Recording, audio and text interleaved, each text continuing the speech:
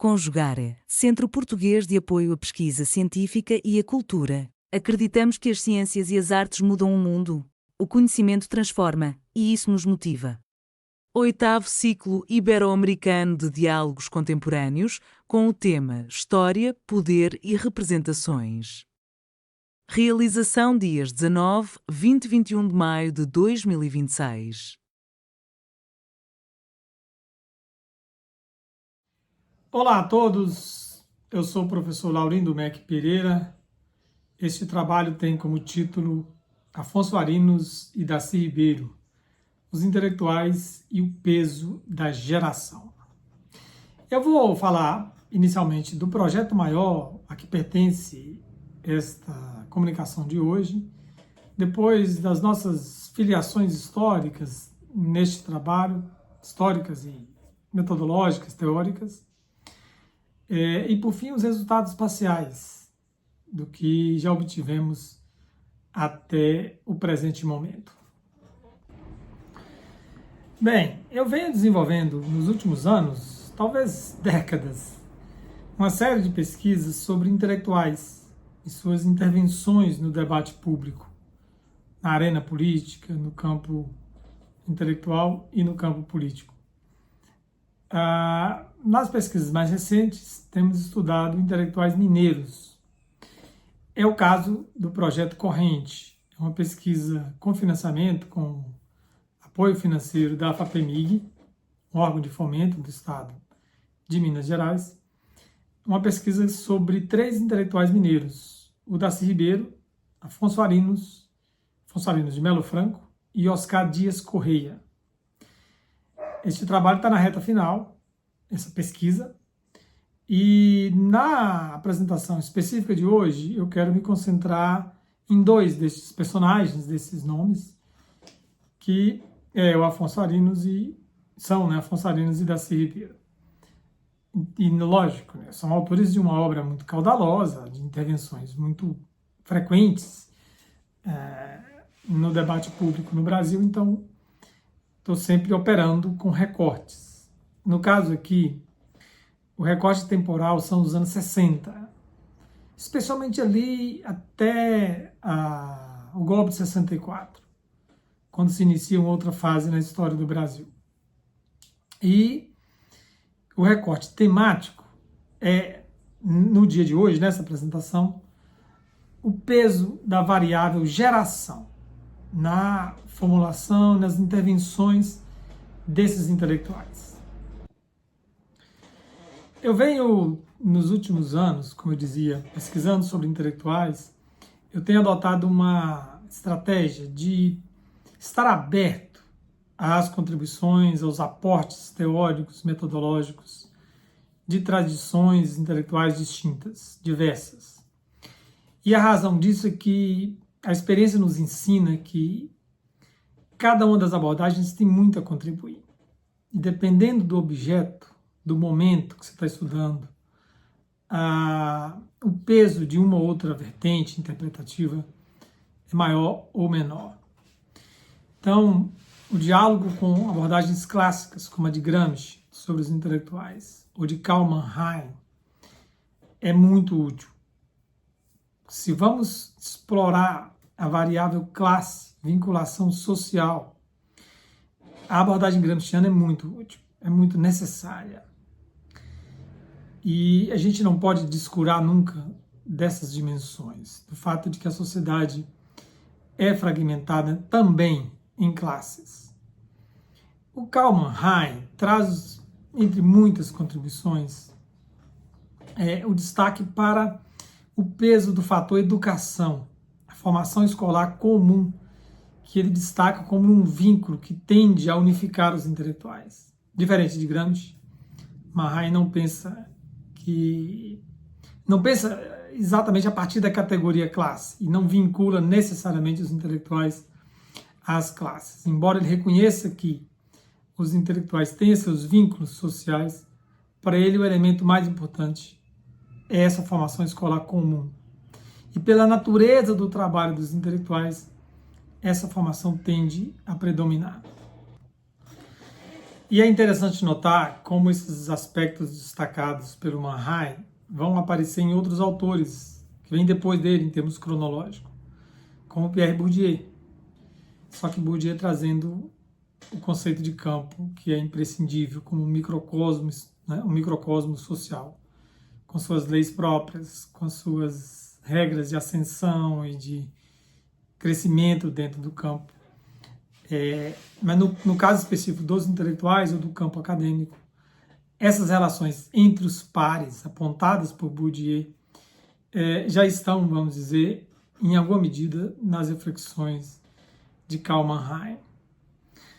Uma outra abordagem que também nos serve é, digamos, francesa, mais especificamente do Sirinelli, e a noção de geração, o entendimento de que essa é uma variável importante para pensarmos intelectuais que, embora pertencendo por outros critérios, por outras variáveis, a grupos distintos, eles podem ser reunidos em torno de uma mesma experiência histórica, temporal. No caso, estou falando dos anos 50 e 60, lembrando que geração aqui não é necessariamente pessoas que nasceram no mesmo tempo, mas pessoas que tiveram a mesma experiência histórica, com algum fato marcante, ou um conjunto de fatos cruciais na sua formação, nas suas formulações. Não estamos fazendo uma salada teórica, estou ciente das muitas distinções entre esses autores. O que eu estou propondo aqui é a abertura para dialogar com eles, percebendo suas diferenças e nos servindo do que eles têm de produtivo para nossas reflexões teóricas. Nenhuma reflexão teórica decente pode ser dogmática, evidentemente. Me atendo ao Afonso Arinos e Darcy Ribeiro, vou fazer o seguinte exercício. Vou lembrar um pouco a biografia de ambos para destacar as diferenças. E aí, num segundo momento, falar das convergências. Convergências que se dão pelo que estou propondo aqui, pelo fato de integrarem uma mesma geração. Darcy Ribeiro é mais conhecido, vou começar com o Afonso Arinos, que é mais velho, veio antes e menos conhecido talvez do grande público. Afonso Arinos de Melo Franco, de uma família poderosa na política mineira, família Melo Franco, desde os tempos da monarquia, da independência. E nasceu em 1905 e faleceu em 1990. Ele era mineiro, mas fez, depois de ter uma trajetória no direito, no judiciário, né, ele andou também por outros campos, como historiador, como escritor, e nos anos 50 e 60 ele foi parlamentar, mas aí já representando o estado do Rio de Janeiro, uma liderança da UDN, União Democrática Nacional, um partido de oposição a Vargas e ao varguismo. E Afonso Arinos foi, nos anos 60, embaixador, ministro das Relações Exteriores, então um homem de grande proeminência política e intelectual, especialmente no campo do direito. E como líder da UDN, uma voz bastante crítica dos governos Juscelino, João Goulart, já tinha sido de Vargas.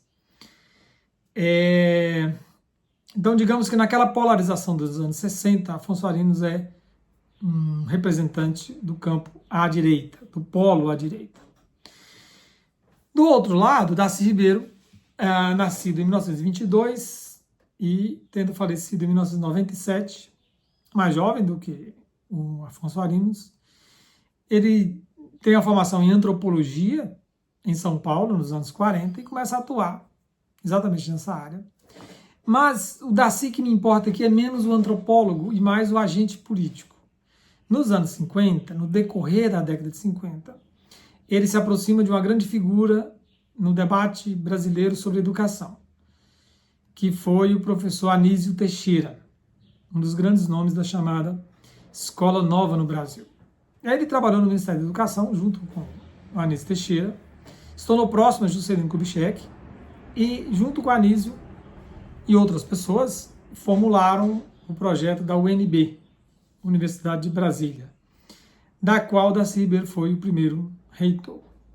E, como é mais conhecido, nos anos 60 ele foi ministro da Educação do governo João Goulart e, na reta final, ministro-chefe da Casa Civil.